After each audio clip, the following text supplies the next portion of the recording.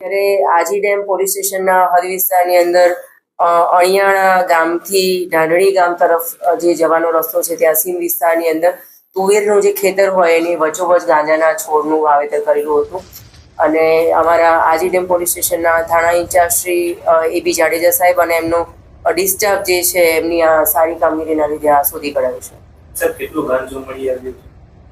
આ જે છે એનું કુલ જે વજન 380 કિલોગ્રામ 223 કિલોગ્રામ થશે અને 1 કરોડ ને 11 લાખ રૂપિયાની એનો મુદ્દામાલ થશે. એક મોબાઈલ ફિલહાલ ઉનકે જો દ્વારા ગાંજાનું વાવેતર કરવામાં આવતું હતું ને ખેતી માલિક જે છે એ સામેલ છે.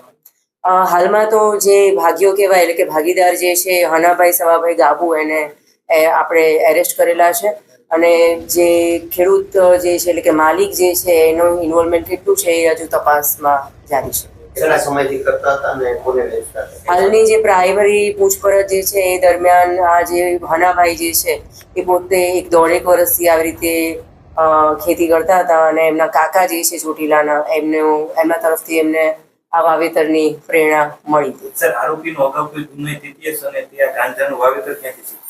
હા, એ જે એમનો ગુનાહિત ઇતિહાસ એ હાલમાં તપાસ કરી રહ્યા છે. અત્યારે ચોપડા ઉપર કોઈ નોંધાયેલ નથી.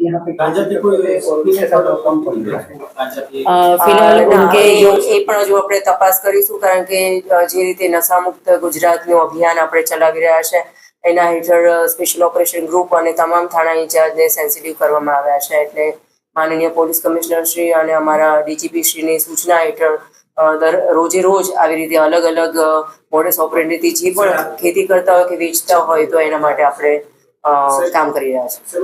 પાંચાળ પ્રદેશ છે, સામાન્ય રીતે વર્ષોથી જે ચોટીલા, કામગઢ, જસદણ આ જે પંથક છે ત્યાં વર્ષોથી આમ તો વાવેતર પકડાતું આવે છે. હા, આ ઈ વિસ્તારનો હતો અને ત્યાં કોઈ વાવેતર આની પહેલા કરેલું હતું કે શું હકીકત છે? આપની વાત ખરી છે કે આજે સૌરાષ્ટ્રની જેટલી જગ્યાએ આવી રીતે છોડ કે ખેતી કે વાવેતર નર્સરીમાં કે ખેતરોમાં કે કોઈ પણ ફાર્મ હાઉસમાં મળી આવ્યા છે તો એની તપાસમાં ઊંડાણ સુધી જવાની આપણી કોશિશ ચાલુ હોય છે.